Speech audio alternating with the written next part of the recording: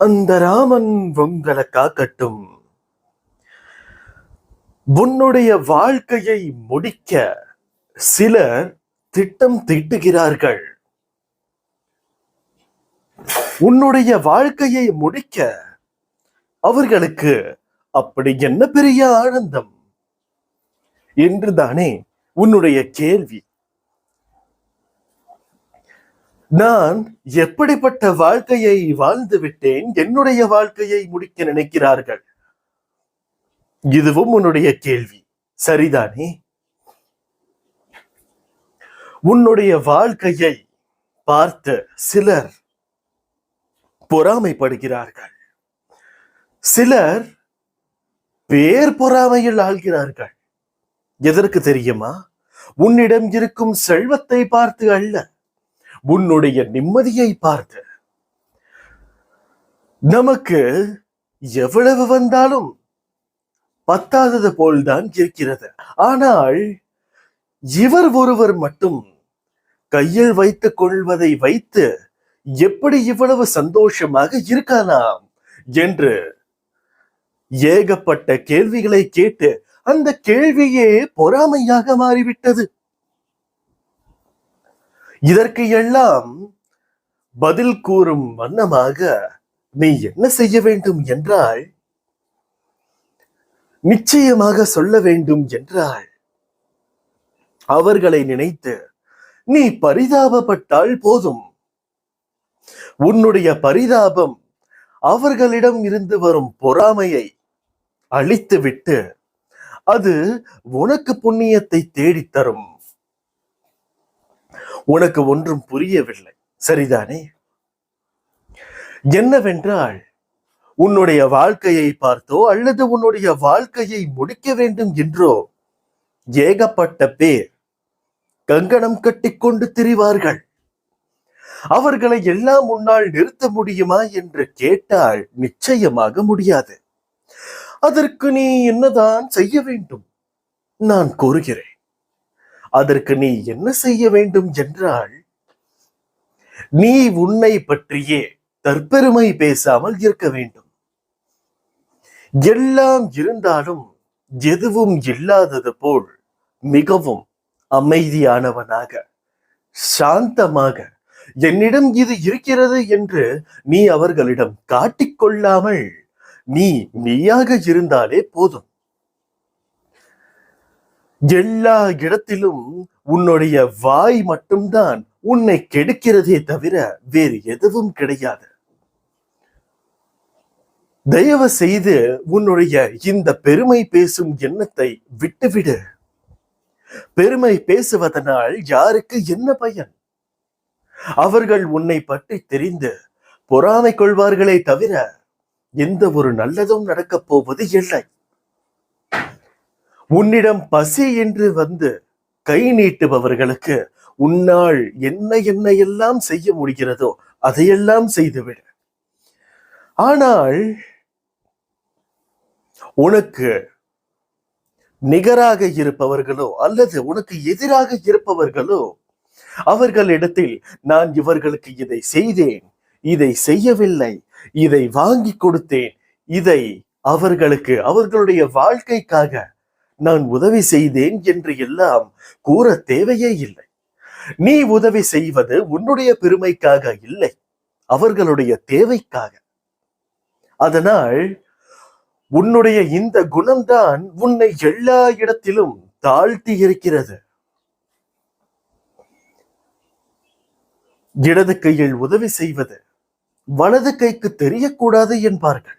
அந்த அளவிற்கு உன்னுடைய உதவியை மிகவும் உற்று நோக்கியபடி யாருக்கும் தெரியாத வண்ணம் நீ செய்ய வேண்டும். உதவி என்பது ஒரு விதமான சேவை. அந்த சேவையை விளம்பரப்படுத்தினால் உன்னை எல்லாரும் விளம்பரப்படுத்தும்படி உன்னுடைய வாழ்க்கை மாறிவிடும். உண்மையில் இதனுடைய அர்த்தம் என்னவென்றால், பிறருக்கு உதவி செய்வது சொல்லி காட்டக்கூடாது என்பது மட்டும்தான்.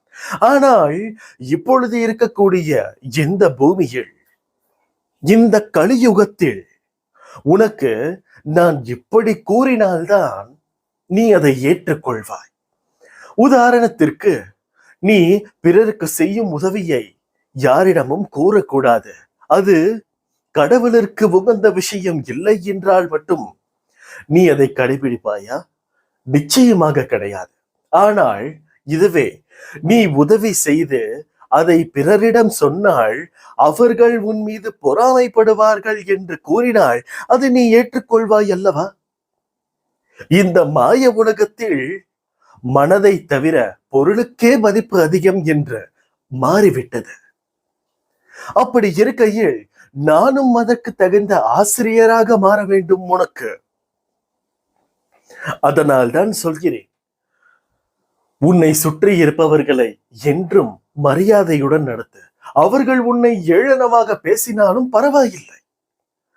நீ, அதாவது உனக்குள் இருக்கும் நான், அந்த இடத்தில் எப்படி இருக்க வேண்டும் என்று கூறுவேன்.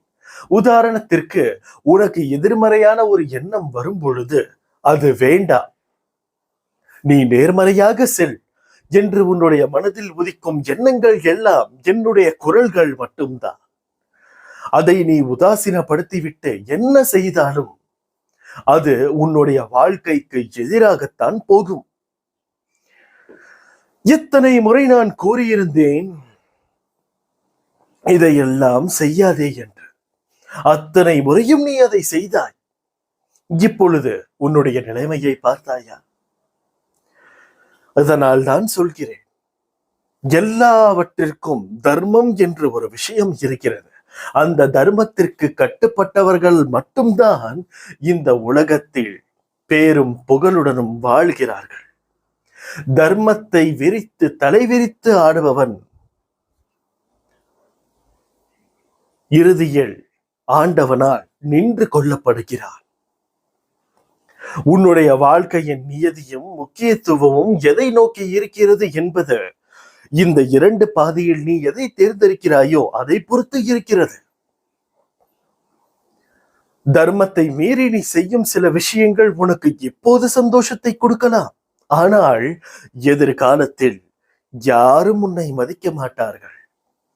தர்மத்திற்கு கட்டுப்பட்டு செல்பவன் இப்போது தோற்றது போல்தான் இருக்கும். ஆனால் எதிர்காலத்தில் ஒரு சிறிய விதையில் இருந்து வளர்ந்த ஆலமரத்தை போல அவ்வளவு பெரிதாக வளர்ந்திருக்கும். இதுவே வளர்ச்சி, இதுவே நிம்மதிக்கான அடையாளம். எத்தனை விஷயங்கள், எத்தனை செல்வங்கள், எத்தனை வீடுகள் இருந்தாலும் சிலவற்றிற்கு நிம்மதி இல்லாமல் இருக்கிறது. ஆனால் அந்த ஆலமரத்தின் அடியில் இருக்கக்கூடிய நிழலில் சென்று படுத்தால் அவ்வளவு நிம்மதியாக இருக்கிறது. அது எப்படி? ஏனென்றால் அந்த ஆலமரம் அவ்வளவு எளிதில் வளர்ந்து விடவில்லை. அதற்கான காத்திருப்பு நேரம் என்பது பல வருடங்கள். அந்த பல வருடத்தின் அடையாளமே அந்த நிழல்.